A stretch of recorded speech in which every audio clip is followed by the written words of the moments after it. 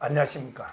오늘은 우리 자유파 국민의힘의 최고 전략통 기획과 기획, 제가 보면처럼 최고의 전략통입니다. 우리 김재원 이번에 최고위원 후보님 모시고 한번 이야기를 들어보겠습니다. 의원님 어제 부산에요. 네. 연설에서 대히트를 쳤다고 하던데 이재명 교수 보내겠다. 최고위원 되면 보낼 자신 있습니까? 아니 제가 뭐 보내겠다고 한 게 아니고 예. 이재명 교도소 가는 날 저한테 연락하면 부산 가야밀면에 가서 잔치국수 사겠다고 했죠. 그리고 지금 이재명 대표가 어쨌든 10월 달에 아마 선고될 가능성이 두 건의 재판이 있지 않습니까? 그렇죠.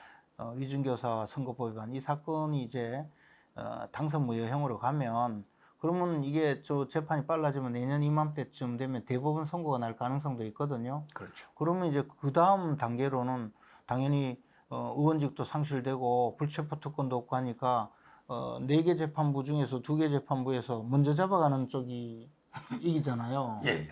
그러면 잡혀갈 가능성이 찬바람 불기 전에는 교도소 갈 텐데 제가 이제 이재명 대표가 워낙 법기술자니까 막 온갖 여론 조성을 하고 법원에 가서도 거짓말하고 또 증인들도 막 불러내가지고 거짓말 시키고 하니까 그걸 내가 잘 폭로해서 교도소 아주 지름길로 가시도록 제가 도와드리겠다. 그리고 가면 잔치국수 사겠다 이래 말씀드렸죠. 근데 좋아하시대요. 그래요. 네. 어제 열광했고요. 근데 이재명이가 의원님, 우리 후보님보다 돈도 많은데 왜 잔치국수를 사주야 됩니까? 기쁜 날 아닙니까? 아, 기뻐서 사주겠다. 예, 뭐 아니 이재명 대표에게 사드린다는 게 아니고 이 자리에서 환호하는 분들 저한테 연락하면 거기에. 내가 뭐 땅 팔아서 사드리겠다 이래 했죠. 부산에 가야 밀면 좋지 않습니까? 그렇죠. 네. 하여튼 저도 이재명 대표 사법 리스크 이거 이렇게 완전히 돌파하기는 어렵다고 보고 있거든요. 네. 우리 검사까지 하셨잖아요. 네. 뭐 어떻게 놓을 것 같아요? 선거법은 100만 원이고 그다음에 위정교사는 집행유예만 놓으면 되잖아요. 빼치다라는 게 어떻게 예상합니까? 이게 이제 선거법 위반도 아주 악질 거짓말이에요. 그래서 양형 기준으로 보면 한 250만 원에서 300만 원 정도 되는 것 같은데 예. 저는 뭐 그 정도 최소 250만 원에서 300만 원 정도는 선고가 돼야 되고 될 거라고 보고요. 예. 요즘 법원이 조금 이제 또 다시 이 시계추가 이렇게 왼쪽 갔다 조이네, 오른쪽 이후에. 갔다가 이제 중간쯤으로 이래 오는 단계거든요. 예. 그러니까 뭐 한 250, 300 선고될 거고 위증교사는 이게 사안이 굉장히 나쁜 위증교사예요. 그렇죠. 그리고 아주 교묘하게 위증교사를 했고 그게 또 단순히 그때 증인으로 선서한 분이 위증을 했다고 이야기한 것을 넘어서서 또 친절하게 녹음이 돼 있잖아요. 예. 김진승 씨 녹취록. 이 예. 녹음도 김진성 씨가 그냥 녹음한 게 아니고 이 경기도지사라는 그 위대한 분이 나한테 전화를 하셨으니 이 고의 보존하려고 녹음한 거거든. 뭐 예. 나쁜 마음으로 한 게 아니고 그래 증거력이 아주 뭐 누구든지 증거 능력에 대해서 또는 증거 가치에 대해서 이의 제기할 수 없는 그 정도거든요. 예. 그러면 그건 뭐 위증교사의 그 강도가 아주 높기 때문에 저는 실형 선고가 된다고 보는데요. 제가 보기엔 똑같네요. 법원이 법정 구속은 안 해도 그렇죠. 그리고 실형은 판사를 바보로 여긴 거잖아요. 그리고 예. 그 위증교사가 통해서 위증에 의해서 그때 만약에 선거법 위반으로 아웃됐으면 나라가 이렇게까지 시끄럽진 않을 텐데 그렇죠. 경기도에서 날아갔죠. 살아와서 경기도지사도 하고 법카 가지고 오만 돈도 다 쓰고 그래가지고 또 다시 또 대통령까지 나와가지고 네. 떨어져도 또 주식 투자까지 하시고요. 예. 그래서 지금 당대표가 돼가지고 또 당을 또 좌지우지하고 민주당도 피해자예요. 그러니까. 민주당도 지금 434억 물어내야 되잖아요. 그렇습니다. 이런 일을 벌이게 된 게 바로 그 위증교사 사건이거든요. 그때 딱 보내셨으면 됐는데 판사가 쏘았다는 거죠. 그러면 판사님들이 이제 다시 바꾸기 위해서 이 모든 것을 바로잡는 의미로 징역 한 2년은 보내셔야 이게 적절하지 않을까. 미국 같으면 10년이에요, 그냥 10년. 사법방해 크죠. 네, 10년이에요. 예, 그렇습니다. 네. 예. 그러면 본격적으로 전당대회 네. 한번 여쭤볼게요. 일단 이제 그 가장 지금 이슈가 네. 좀 이게 진흙탕 싸움이다. 뭐 모든 대회가 있으면 진흙탕이라 말 써요. 네. 근데 이번에 유난히 진짜 이전 투구 같아요. 맞아요. 먼저 이제 그 문자 있잖아요. 맞아요. 김건희 여사 문자 한동훈 위원장이 5번 읽고 씹은 거 있잖아요. 네. 이 문제에 대해서 한번 좀 총체적으로 어떻게 생각하는지요? 일단 그 지금 이제 결과를 다 놓고 보면 예. 김건희 여사가 문자를 5개를 보냈고 그 문자 내용을 보면 김건희 여사는 명백하게 사과를 할 의사로 사과를 하도록 도와달라는 의미였어요. 그러니까 뭐 주위에서 말리는 분들도 있고 내가 사과를 했다가 오히려 지지율이 떨어진 것도 있고 하지만 그럼에도 불구하고 위원장님께서 또는 당에서 요구가 있으면 사과하겠다. 그러니까 일종의 말하자면 굉장히 좀 비굴할 정도로 그렇죠. 예 그렇게 연민 자신을- 불쌍할 정도로. 예 저는 김건희 여사가 이렇게까지 할 필요가 있었을까 싶을 정도로 아주 공손하게 한동훈 위원장에게 문자를 보냈고 한동훈 위원장은 사실 어쨌든 직장 상사였던 그리고 그냥 단순 직장 상사가 아니고 자기를 처음부터 끌어준 그런 은인이라고 볼 수 있고 그렇죠. 그렇게 그 평생을 같이 했던 분의 부인이고 그 부인을 그냥 먼발치에서 본 게 아니고 또 수시로 연락도 했던 분이잖아요. 그런 문자가 왔는데 그것에 대해서 대답을 하지 않았다. 그러면 한동훈 위원장은 왜 대답을 하지 않았느냐에 대해서 스스로 이야기를 했거든요. 첫째는 내가 보기에는 그때 당시에 문자는 그 사과하지 않으려는 이야기를 구구절절하게 한 것으로 기억한다. 그렇죠.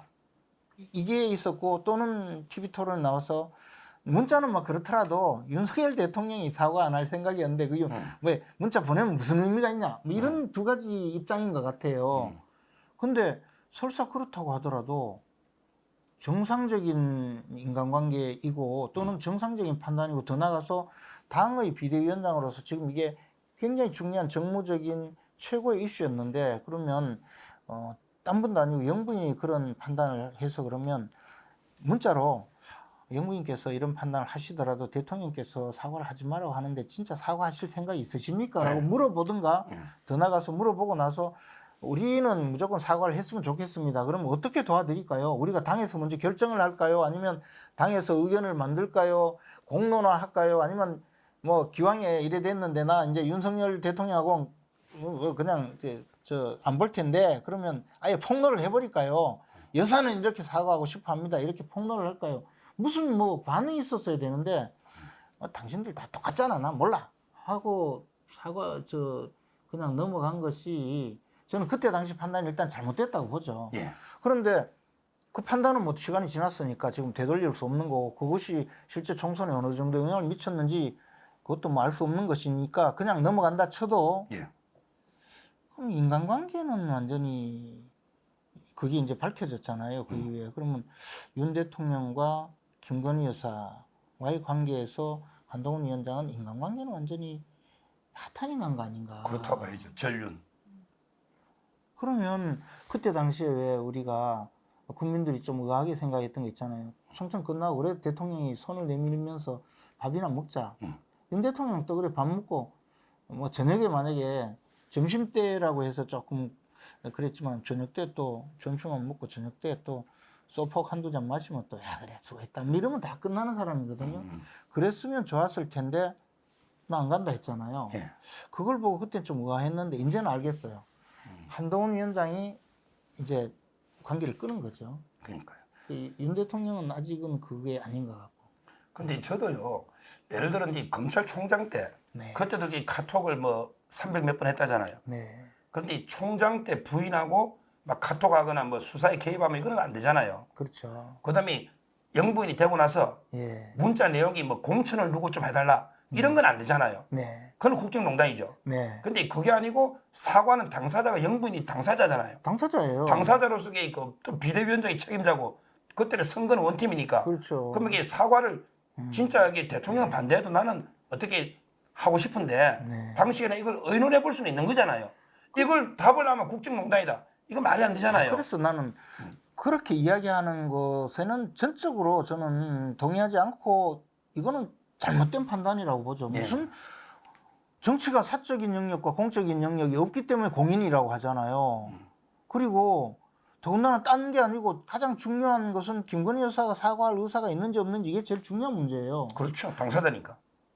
그 김건희 여사가 사과하지 않겠다고 하면 그런데 대통령이 사과하라고 막 하는 상황이라면 사과가 되겠습니까? 그건 잘못된 일이거든요. 근데 이런 상황이라면 이것을 사적인 문제다, 국정농단이다 이렇게 이야기하는 사람들은 잘못된 주장이고 더 나아가서 이것을 사적인 영역이라고 이야기하는 것도 잘못이라는 거죠. 말씀하신 대로 내하고 친하니까 누구를 공천을 해달라 이러면 사적인 영역에 개입하는 것이고 또는 당에서 총선 과정에서 이러이러한 문제가 있는데 내 이야기는 빼달라든가 뭐 이런 거는 사적인 부탁이라고 할 수 있는데 그게 아니라 지금 제일 중요한 문제가 예. 공적으로 다루는 제일 중요한 문제가 내 사과 문제인데 내가 사과할 의사가 있다.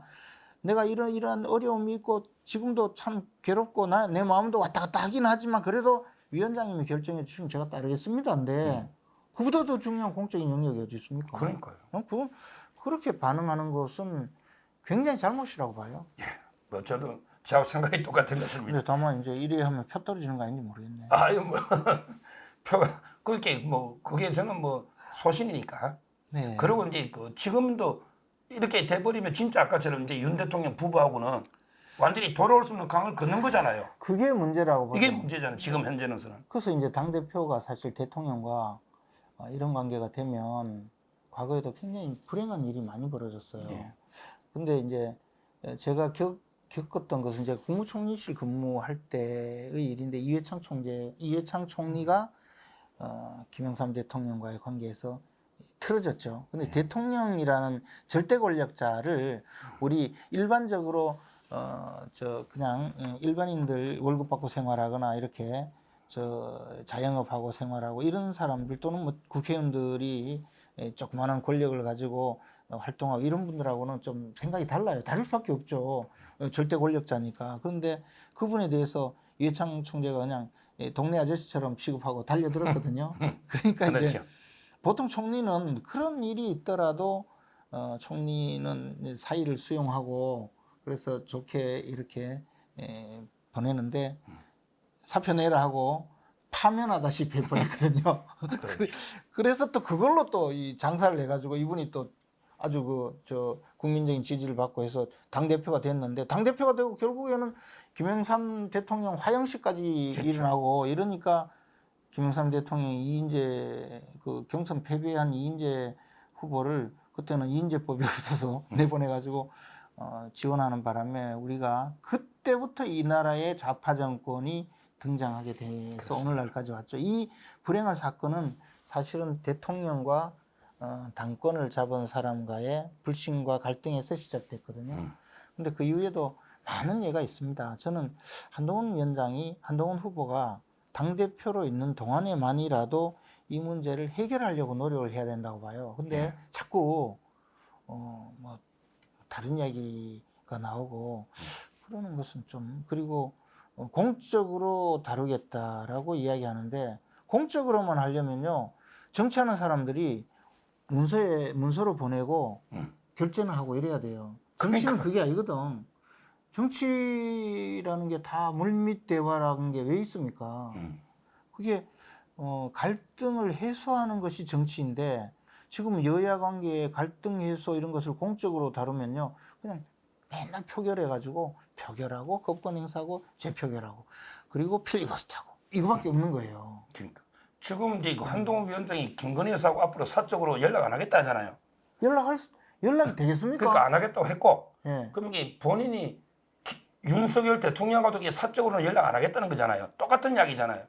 아니 나는 그게 너무 이제 위험한 말씀이신데 그렇게 하면 안 돼요. 그러니까요. 사적으로 연락하고 만나가지고 이야기도 하고 해야죠. 연락이 안 돼서 문제지. 저는 연락이 좀 됐으면 좋겠는데. 그러니까 앞으로 그 일촉악소밖에 없을 것 같아요. 이대로 가면 이게 만에 하나 한동훈 위원장이 대표가 되면 대통령하고 만날 수는 있지 기념식에.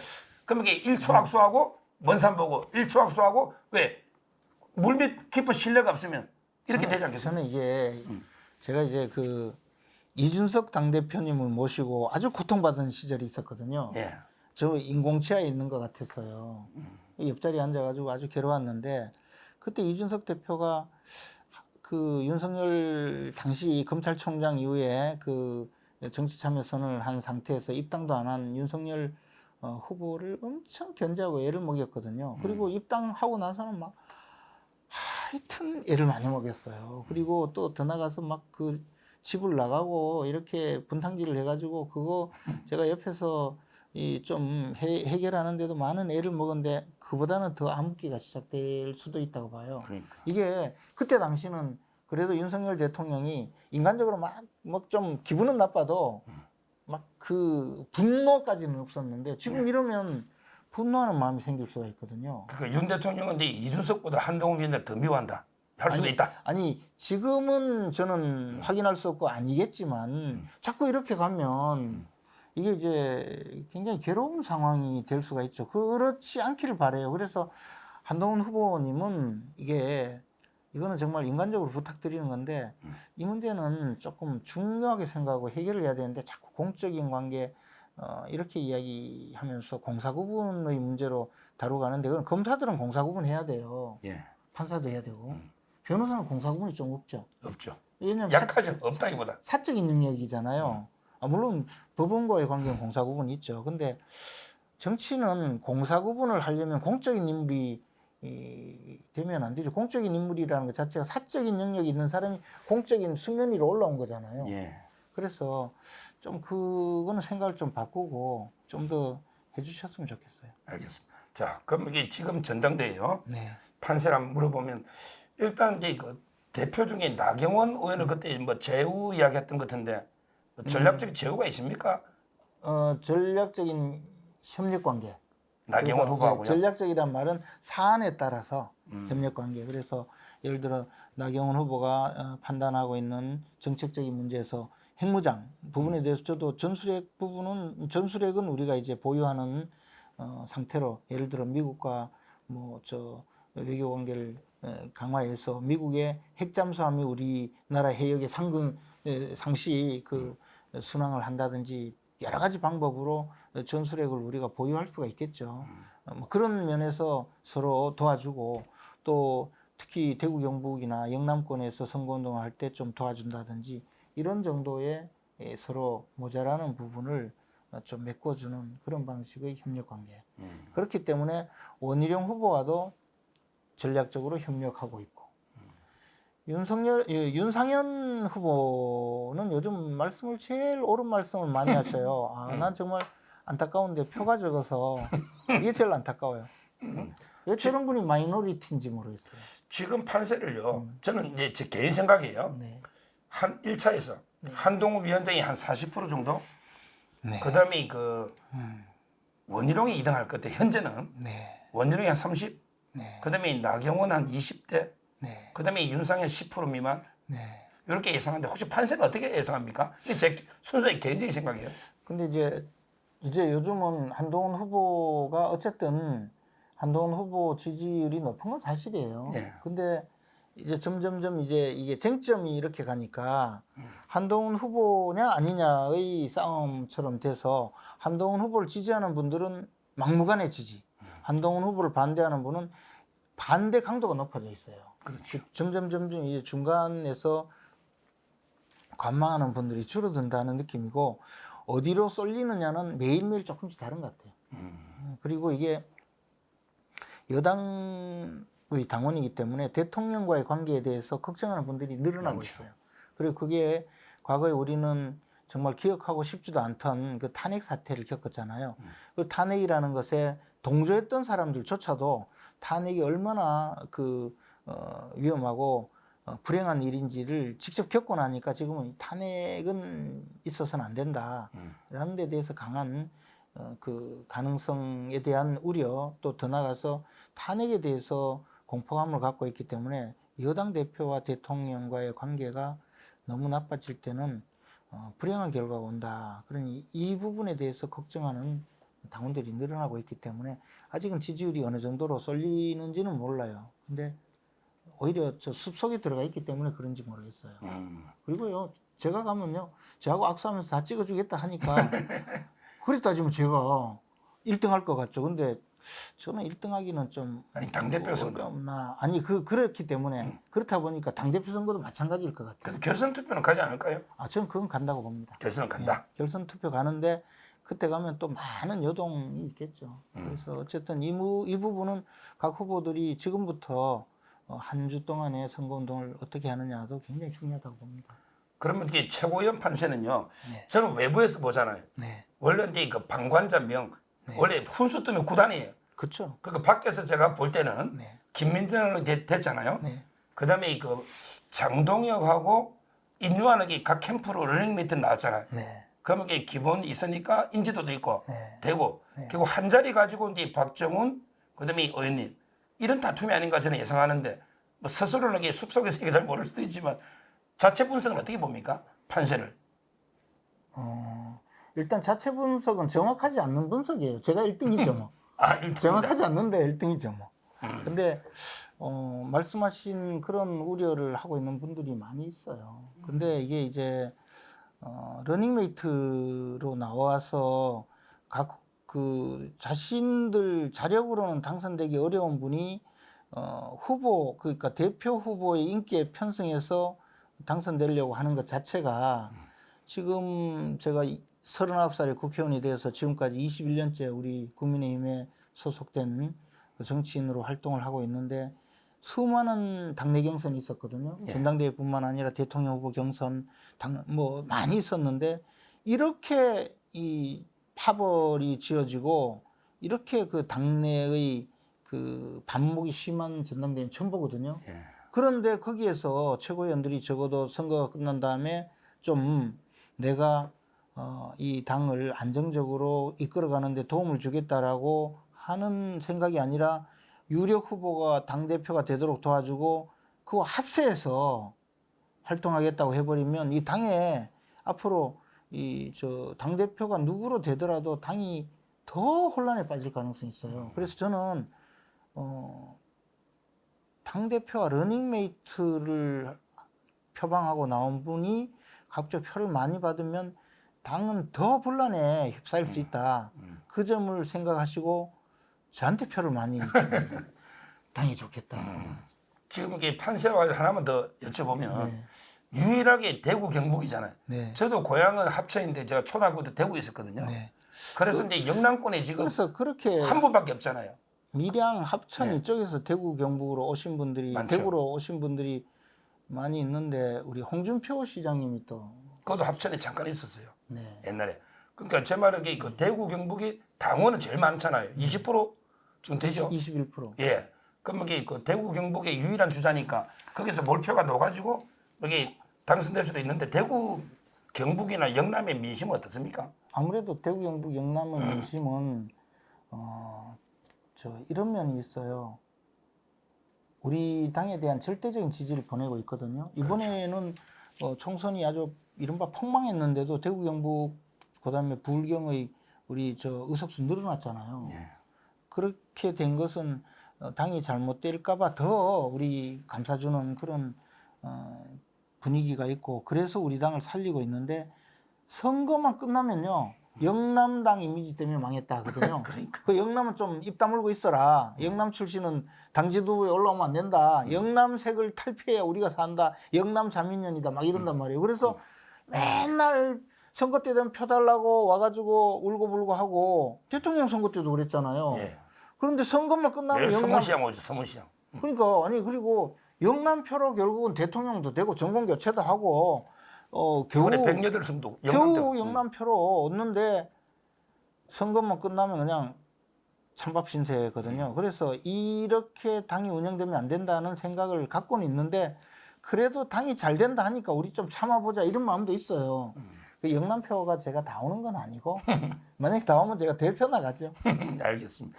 공약 하나 마지막 공약 하나 여쭤볼게요. 네. 이번에 대표 공약이 전략기획본부를 부활시켜 가지고요. 네. 우리 그 국민의힘의 네. 최고의 그 전략사령부로 네. 해서 이제 이기는 당을 만들겠다. 이 공약을 좀 설명해 주시죠.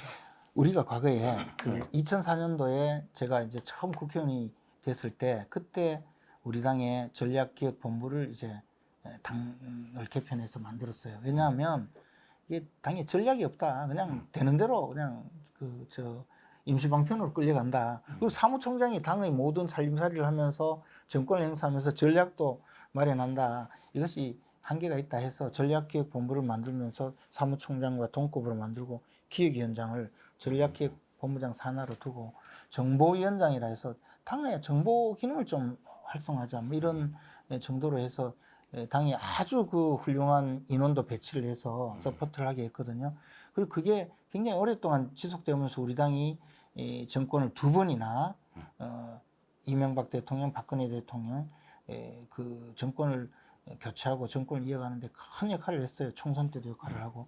그래서 그때 당시 전략기획본부는 매일매일 그날의 당의 중점적인 전략 방향을 마련하고 최고위 보고하고 전략기획본부장도 늘 참석해서 전략을 의논했는데 이게 이제 탄핵 사태가 벌어지면서 왜 당이 두동강 났잖아요. 그렇죠. 다른 정당으로 나가고 하면서 당 재정도 줄어들고 사무처 직원들도 줄어들었어요. 그러니까 없애기 쉬운 게 우선에 금방 돌아가야 될 사무총장은 그대로 둬야 되는데 이거 전략기획본부를 없애버린 거예요. 그리고 나서 지금까지 이어오고 있거든요. 지금은 당 규모도 커지고 재정도 좋아지고 그때 없던 당사도 마련했잖아요. 그런데 전략기획본부는 없는 거예요. 그러니까 전략적이지 못하다는 생각을 제가 많이 하죠. 그래서 전략기획본부를 다시 설립하고 전략 기능을 강화하고 여의도 연구원하고 늘 전략 방향을 의논하고 그것을 최고위에 보고하고 최고위는 우리 당의 전략이 어떻게 가야 될지 이걸 의논해야 되는데 맨날 뭐 딴 걸로 싸워요. 싸우고 뭐 그러면 안 된다 이거죠. 그래서 전략기획본부를 제대로 만들자. 여의도 연구원을 제대로 재구성하는 건 그건 당연한 이야기고 지금은 여의도 연구원은 잘못된 방향이고 전략기획본부는 우리가 이제 재구성을 해서 우리 당이 전략 중심으로 항상 활동하고 전략 중심으로 생각하고 전략 중심으로 방향을 정해서 항상 이기는 정당으로 좀 만들어 보자. 이제 자꾸 지면요 지는 게 익숙해요. 그렇습니다. 지금 그러면 안 돼요. 예. 오늘 이제 바쁘실 텐데 참 좋은 말씀 많이 감사드리고요. 네. 끝으로 이제 저희 서종 TV 구독자가 한 36만 6천 됩니다. 네. 우리 마지막으로 한 말씀 좀 예. 부탁드리겠습니다. 서정욱 TV 저도 구독자입니다. 서정욱 TV는요 지금 제일 우파 진영에 뜨는 방송이고 서정욱 TV를 들어보면 다른 방송하고 조금 다릅니다. 난리 났다, 구속이다, 골로 간다 뭐 이런 이야기 잘 안 하고 정확하게 팩트를 이야기하면서 특히 이제 변호사님이 또 직접 법정에 다니면서 요즘에 벌어지고 있는 정치 이슈 중에서 사법적으로 문제되는 이야기를 정확하게 잘 설명해 주시기 때문에 지금까지 우리 우파 진영, 자유우파 진영의 유튜브에 약간 몰입되어 있던 분들은 조금 다르면서 제대로 또 사실관계를 확인할 수 있는 그런 유튜브 방송입니다. 서정욱 TV를 많이 구독해 주십시오. 예, 오늘 감사합니다. 예, 고맙습니다. 박수. 고맙습니다.